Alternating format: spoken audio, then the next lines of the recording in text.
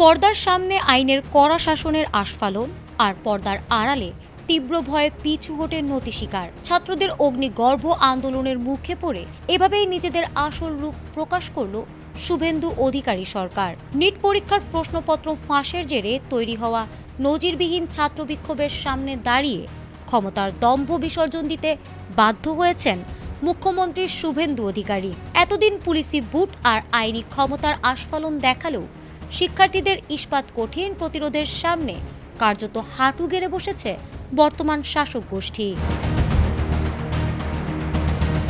শুরুতে শুভেন্দু সরকার আইন শৃঙ্খলার দোহাই দিয়ে কড়া অবস্থানের বার্তা দিলেও পর্দার আড়ালে তারা প্রতিনিয়ত পিছু হটছিল তীব্র রাজনৈতিক ও সামাজিক চাপের মুখে।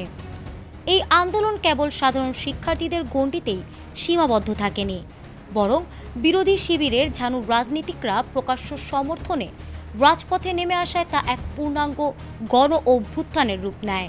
ঝানু রাজনীতিকদের এই সক্রিয় অংশগ্রহণ শুভেন্দু প্রশাসনের পায়ের তলার মাটি এক নিমিষে কেড়ে নেয়।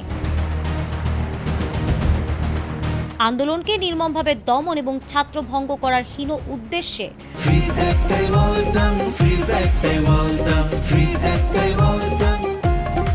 প্রথম দিকে পুলিশকে লেলিয়ে দিয়ে শিক্ষার্থীদের বিরুদ্ধে একাধিক মিথ্যা ও জামিন অযোগ্য ধারায় মামলা দায়ের করে সরকার।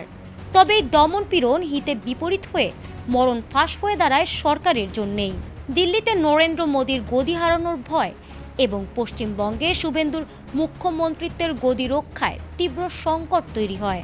আন্দোলনকারীরা এক পর্যায়ে শিক্ষামন্ত্রীর পদত্যাগ ও সরকারের জবাবদিহিতার দাবিতে অনড় অবস্থান নিলে খোদ শুভেন্দুর সরকারের পতন এবং শীর্ষ স্তরের পদত্যাগের গুঞ্জন জোরালো হয়ে ওঠে।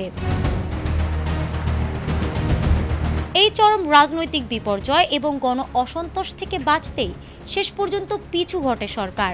একদিকে পদত্যাগের চরম দাবি এড়ানো, অন্যদিকে বিহার ও আসামের মতো অন্যান্য রাজ্যের মামলা প্রত্যাহারের মডেলকে ঢাল করে শুভেন্দুর সরকারও শিক্ষার্থীদের বিরুদ্ধে দায়ের করা মামলা প্রত্যাহারের সিদ্ধান্ত নিতে বাধ্য হচ্ছে।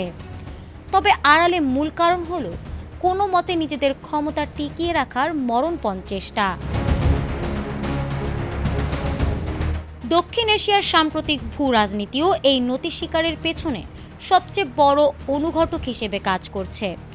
বাংলাদেশ ও নেপালের মতো প্রতিবেশী দেশগুলোতে যেভাবে প্রবল ছাত্র জনতার গণ আন্দোলনের মুখে দীর্ঘদিনের প্রতিষ্ঠিত স্বৈরাচারী সরকারের পতন ঘটেছে, সেই ভয়াবহ পরিণতি থেকে শিক্ষা নিয়েছে দিল্লির মোদী সরকার ও কলকাতার শুভেন্দু প্রশাসন। বাংলাদেশ ও নেপালের এই জ্বলন্ত উদাহরণ ও গণ অভ্যুত্থানের আতঙ্ককে সামনে রেখেই মূলত মোদী শুভেন্দু চক্র নিজেদের পিঠ বাঁচাতে আন্দোলনকারী শিক্ষার্থীদের শান্ত করতে তড়িঘড়ি এই সমঝোতা ও মামলা প্রত্যাহারের পথ বেছে নিয়েছে। ফারহানা হক, ATN বাংলা।